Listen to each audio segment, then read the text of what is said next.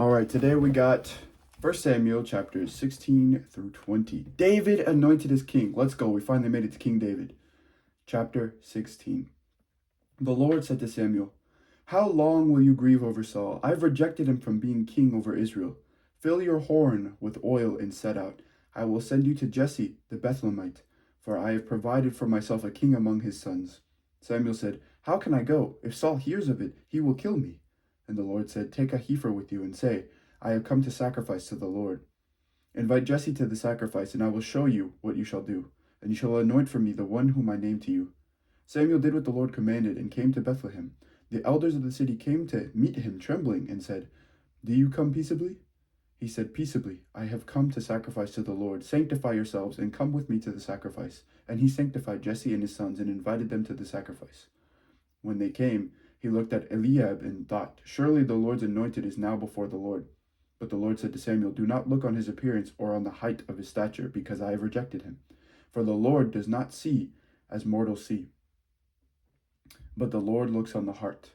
Then Jesse called Abinadab and made him pass before Samuel. He said, "Neither has the Lord chosen this one." Then Jesse made Shammah pass by, and he said, "Neither has the Lord chosen this one." Jesse made 7 of his sons pass before Samuel, and Samuel said to Jesse, "The Lord has not chosen any of these." Samuel said to Jesse, "Are all your sons here?" And he said, "There remains yet the youngest, but he is keeping the sheep." And Samuel said to Jesse, "Send and bring him, for we will not sit down until he comes here." He sent and brought him in. Now he was ruddy and had beautiful eyes and was handsome. The Lord said, "Rise and anoint him, for this is the one." Then Samuel took the horn of oil and anointed him in the presence of his brothers, and the Spirit of the Lord came mightily upon David from that day forward. Samuel then set out and went to Ramah. Now the Spirit of the Lord departed from Saul, and an evil spirit from the Lord tormented him. And Saul's servants said to him, "See now, an evil spirit from God is tormenting you. Let our Lord now command the servants who attend you to look for somebody who is skillful in playing the lyre, and when the evil spirit from God is upon you, he will play it, and you will feel better." So Saul said to his servants, "Provide for me someone who can play well, and bring him to me." One of the young men answered, "I have a son of Jesse the Bethlehemite, who is skillful in playing, a man of valor, a warrior, prudent in speech, and a man of good presence, and the Lord is with him." So Saul sent messengers to Jesse and said, "Send me your son David, who is with the sheep." Jesse took a donkey loaded with bread, a skin of wine, and a kid, and sent them by his son David to Saul. And David came to Saul and entered his service. Saul loved him greatly, and he became his armor-bearer. Saul sent to Jesse, saying, "Let David remain in my service, for he has found favor in my sight." And whenever the evil spirit from God came upon Saul, David took the lyre and played it with his hand, and Saul would be relieved and feel better, and the evil spirit would depart from him.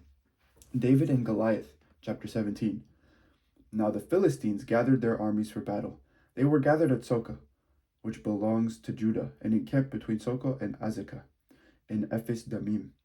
Saul and the Israelites gathered and encamped in the valley of Elah and formed ranks against the Philistines. The Philistines stood on the mountain on one side, and Israel stood on the mountain on the other side, with the valley between them.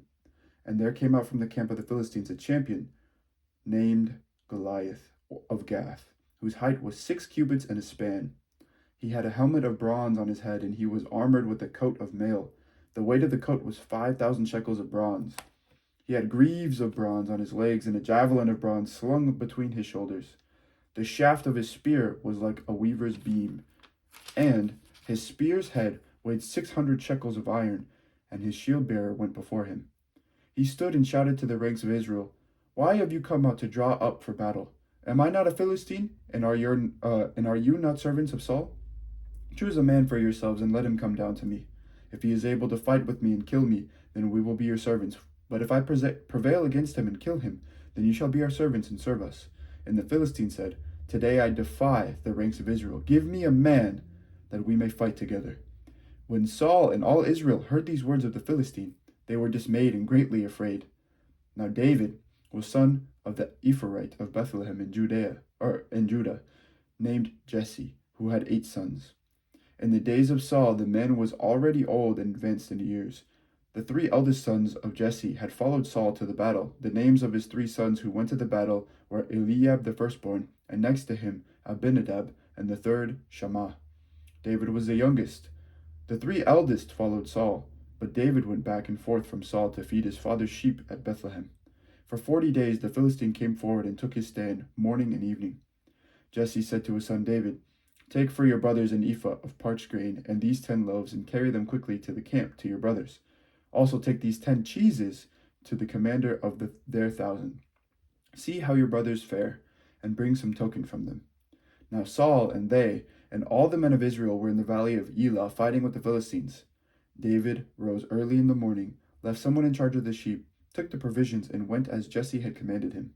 He came to the encampment as the army was going forth to the battle line, shouting the war cry. Israel and the Philistines drew up for battle, army against army. David left the things in charge of the keeper of the baggage, ran to the ranks, and went and greeted his brothers, as he talked with them. The champion, the Philistine of Gath, Goliath by name, came up out of the ranks of the Philistines and spoke the same words as before, and David heard them. All the Israelites, when they saw the man, fled from him and were very much afraid. The Israelites said, "Have you seen this man who has come up? Surely he has come up to defy Israel. The king will greatly enrich the man who kills him and will give him his daughter and make his family free in Israel."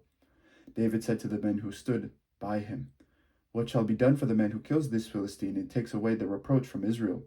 For who is this uncircumcised Philistine that he should defy the armies of the living God?" The people answered him in the same way, "So shall it be done for the man who kills him." His eldest brother Eliab heard him talking to the men, and Eliab's anger was kindled against David. He said, "Why have you come down? With whom have you left these few sheep in the wilderness? I know your presumption and the evil of your heart, for you have come down just to see the battle." David said, "What have I done now? It was only a question." He turned away from him towards another and spoke in the same way, and the people answered him again as before. When the words that David spoke were heard, they repeated them before Saul, and he sent for him. David said to Saul, "Let no one's heart fail because of him. Your servant will go and fight with this Philistine." Saul said to David, "You are not able to go against this Philistine to fight with him, for you are just a boy, and he has been a warrior from his youth." But David said to Saul, "Your servant used to keep sheep for his father, and whenever a lion or a bear came and took a lamb from the flock, I went after it and struck it down, rescuing the lamb from its mouth. And if it turned against me, I would catch it by the jaw, strike it down, and kill it. Your servant has killed both lions and bears, and this uncircumcised Philistine shall be like one of them, since he has defied the armies of the living God." David said, "The Lord, who saved me from the paw of the lion and from the paw of the bear, will save me from the hand of this Philistine." So Saul said to David, "Go, and may the Lord be with you." Saul clothed David with his armor. He put a bronze helmet on his head and clothed him in a coat of mail. David strapped Saul's sword over the armor, and he tried in vain to walk, for he was not used to them. Then David said to Saul, "I cannot walk with these, for I am not used to them." So David removed them. Then he took his stuff in his hand and chose 5 smooth stones from the wadi and put them in his shepherd's bag, in the pouch. His sling was in his hand, and he drew near to the Philistine. The Philistine came on and drew near to David with his shield bearer in front of him. When the Philistine looked and saw David, he disdained him, for he was only a youth, ruddy and handsome in appearance. The Philistine said to David, "Am I a dog that you come to me with sticks?" And the Philistine cursed David by his gods.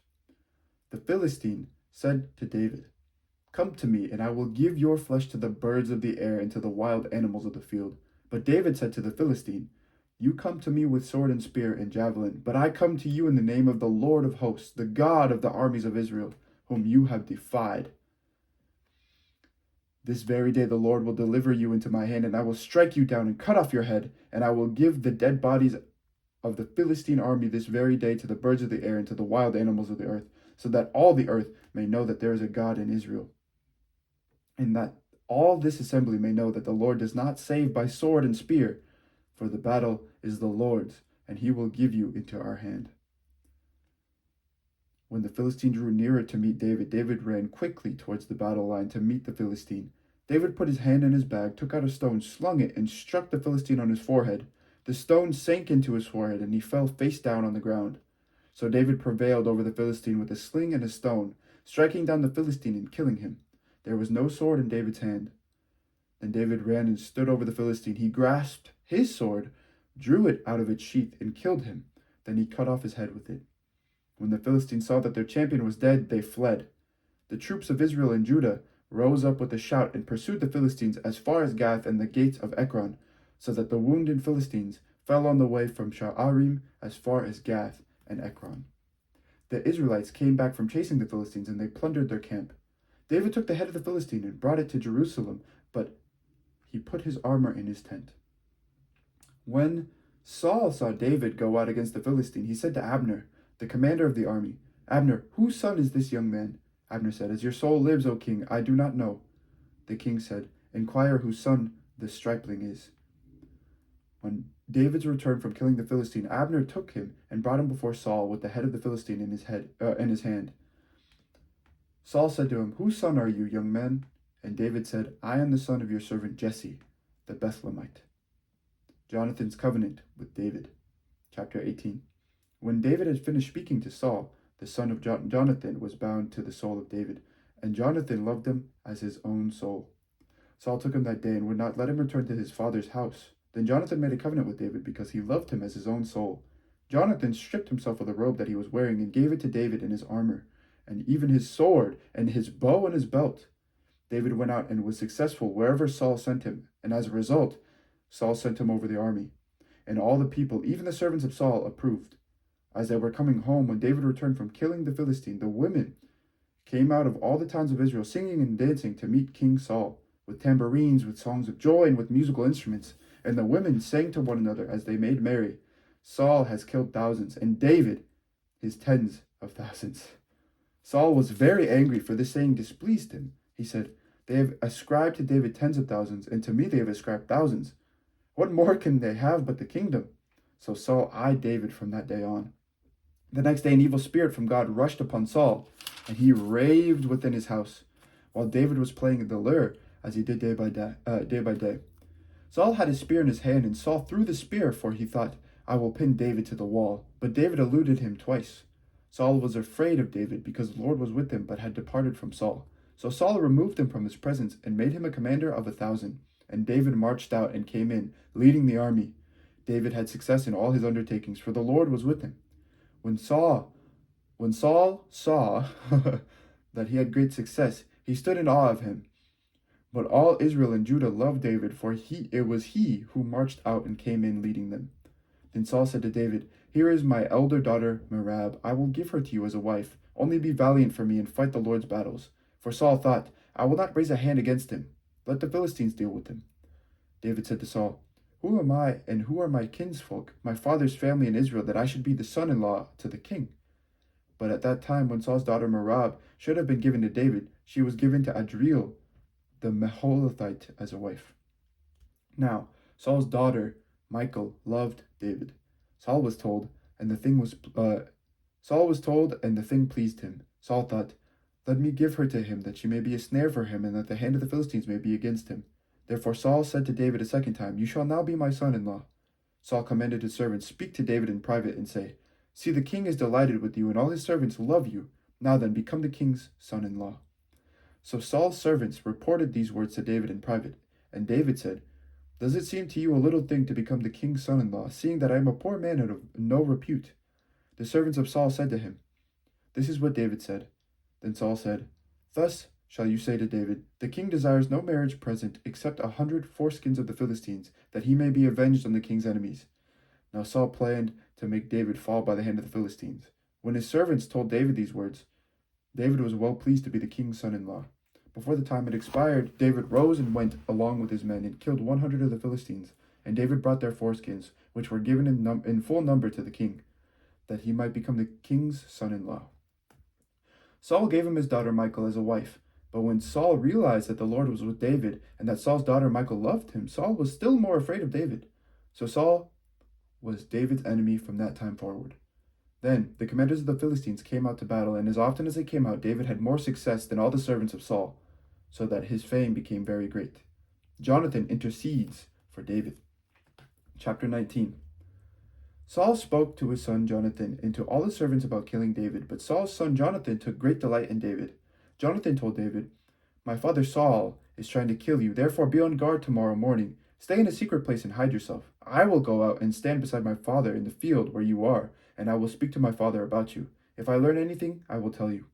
Jonathan spoke well of David to his father Saul, saying to him, "The king should not sin against his servant David, because he has not sinned against you, and because his deeds have not been because his deeds have been of good service to you.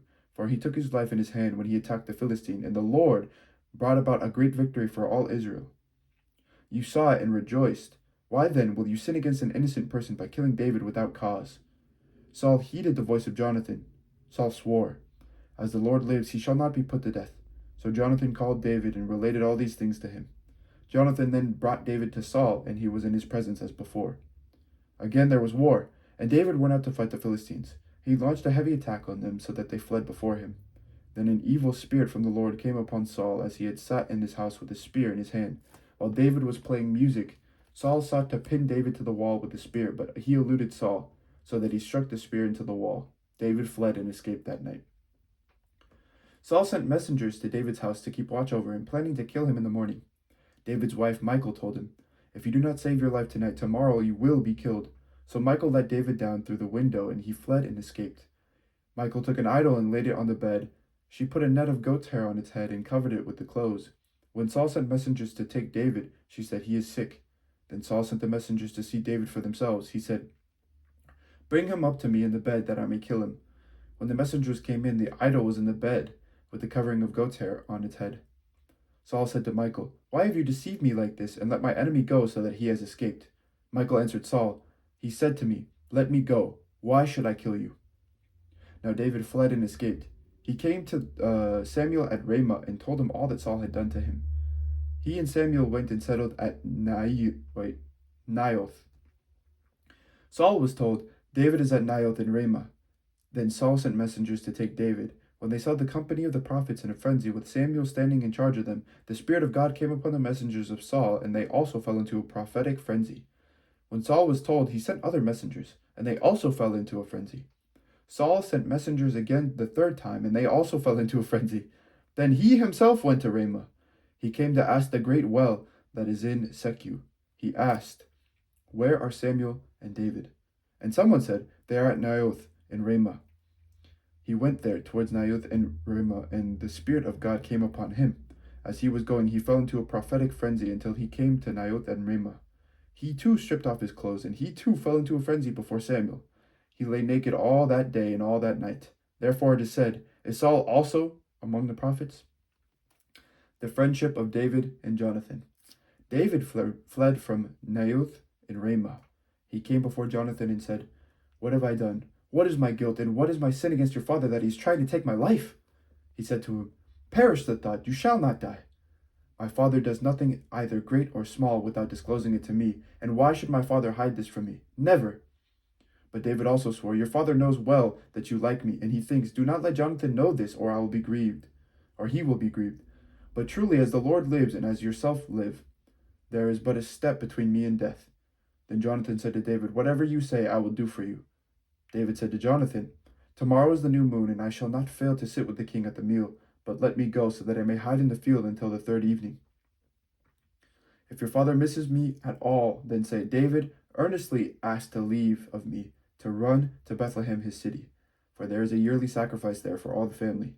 If he says, 'Good,' it will be well with your servant. But if he is angry, then know that evil has been determined by him. Therefore deal kindly with your servant, for you have brought your servant into a sacred covenant with you. But if there is guilt in me, kill me yourself. Why should you bring me to your father?" Jonathan said, "Far be it from you. If I knew that it was decided by my father that evil should come upon you, would I not tell you?" Then David said to Jonathan, "Who will tell me if your father answers you harshly?" Jonathan replied to David, "Come, let us go out into the field." So they both went out into the field.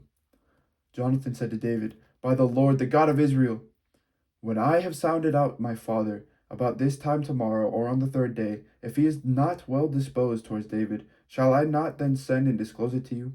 But if my father intends to do you harm, the Lord do so to Jonathan, and more also, if I do not disclose it to you and send you away so that you may go in safety. May the Lord be with you, as he has been with my father. If I am still alive, show me the faithful love of the Lord. But if I die, never cut off your faithful love from my house. Even if the Lord were to cut off every one of the enemies of David from the face of the earth." Thus Jonathan made a covenant with the house of David, saying, May the Lord seek out the enemies of David. Jonathan made David swear again by his love for him, for he loved him as he loved his own life. Jonathan said to him, Tomorrow is the new moon. You will be missed because your place will be empty. On the day after tomorrow you shall go a long way down. Go to the place where you hid yourself earlier and remain beside the stone there. I will shoot 3 arrows to the side of it as though I shot it at a mark. Then I will send that boy, saying, Go, find the arrows. If I say to the boy, Look, the arrows are on this side of you, collect them. Then you are to come, for as the Lord lives, it is safe for you, and there is no danger. But if I say to the young man, Look, the arrows are beyond you, then go, for the Lord has sent you away.